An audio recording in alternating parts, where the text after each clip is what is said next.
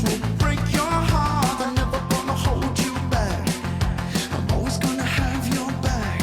So try to remember that. Good morning, beautiful people. TGIF. Oh my God, I'm so happy the weekend's here. It's May 22nd. It's Memorial Day weekend. Yeehaw. This will be, I guess we'll take note, right? Because this is history, the Memorial Day that no one could picnic or, well, I guess you could if you picnic at home at a social distance. It's going to be a different one. No parades and airplanes, and just different. Today's reading comes to us from Eleanor L. Sometimes I feel sorry for people who don't have a 12-step program to help them solve life's problems. Recovery helps us handle many issues that beset and befuddle other people. Whenever we hear someone say, I'm a grateful alcoholic gambler, we know what they mean. We're grateful too. Before our addiction, lots of things bothered us. Since we started our recovery, though, we learned that everybody has problems, no matter who they are or what they do. The difference is that now we have the tools and the support to help get us through. So much of our life is spent muddling through difficulties, but we're lucky enough to have a recovery program and a higher power to help us handle just about anything. Now, there's always a place we can go to share our thoughts, hopes, and feelings. Our problems don't disappear, and we don't expect them to, but now we have the tools and support we need to work through our problems each day. Today, I am grateful for the tools you have given me. We talk about that a lot, right? The tools, the concept that bounced in my head when reading that, aside from, all the things that we normally talk about here, and tools are so important, and I probably talk about them every episode because they're important and because I want you to find your tools that work for you and know that they're out there and know that they work. That's why I interview gamblers and, they speak to whatever methods they're using in recovery. And as we get more and more guests on, the self-care piece of it too, what options do we have out there to figure out our tools? But what popped in my head was, I remember talking to my counselor. So there's like different levels at the center, I guess. And in the beginning, and we'll call it a year, you're a new client and your counselor gives you rules. Well, not rules, recommendations. That's a good word. Gives you recommendations. So when I went, I think she said, try to get to 3 meetings a week and then see her once a week. And then as time progresses, it goes to bi-weekly, or it did in my case. And I don't think I ever made 3. I think I committed to her 2. We kind of landed there. But as time goes on, you kind of graduate and you move into what's called continued care. And what continued care is you can go to meetings whenever you want. You're not required to. And you're not required to see your counselor anymore.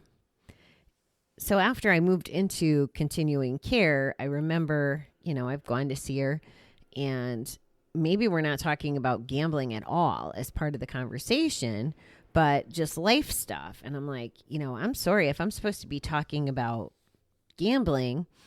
And, I was like concerned, like, am I taking up somebody else's time? Am I supposed to keep everything and relate it back to gambling? Because I had this counselor in Kansas City that, it was not a love connection. Let's put it that way. And I didn't even know how to answer this lady at times. It was bananas. Anyway, so I was concerned about that. And she told me that it doesn't matter that I speak about gambling. My life has to do with my gambling. So if we're talking through other problems or issues or even happy stuff, the way it relates to gambling is how I'm living my life, and if I'm using my tools, and if I'm navigating my emotions, thinking through things, how I treat people, how I'm giving back, like all the pieces of the puzzle of my life, it was okay to share with her. Because if I wasn't, say, I might not be handling things. I might end up being back out betting. And that was I liked that distinction and knowing that it was a tool and that, it's kind of like how I want to live my life. I don't want to have to like go to a meeting because I'm afraid I'm going to gamble, but I know that it's there. I'm mindful of my recovery every day. So having the tools, I think, prevents me, but I think it does shift, where it's not the immediate gratification of implementing a tool to solve the problem.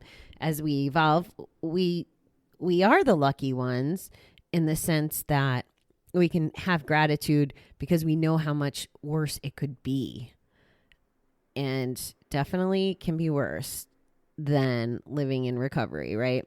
I'm not broke playing the money chasing game. I'm more emotionally dialed in, still have work to do on that. I think I'll always have work to do on that. And I still have my defects, lots of freaking defects, and they show up. So here's a good example. I told you I had sent a bad email at work this week, and it was because I'm flawed and it wasn't the right thing to do. So let's say that I didn't have any tools in recovery and I didn't have a counselor and I wasn't working on it. I could have very easily sent this bad email, gotten in trouble, and then that getting in trouble could have sent me off to go bet. It would have been a good excuse, at least at the time.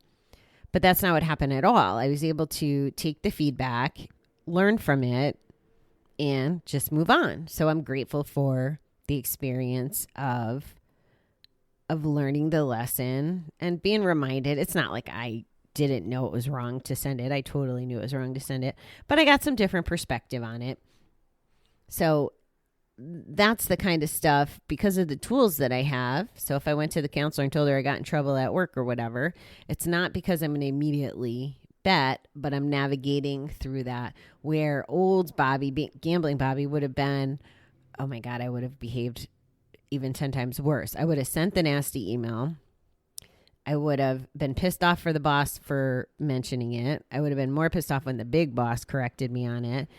And it would have triggered more obnoxious behavior. Like, that's just who I was. So it's good to be moving forward, but I still have my, like I said, my defects, and it's getting better, like I said in this example, because the old way, like when I left this company, I was not doing all the right things by any means. So that's my example for today. I hope that you are grateful. I love that word shows up. I think it's just so important. I'm grateful again this Friday, and I am going to do some work now. So have a fabulous day. I hope it's sunshiny and awesome where you are too.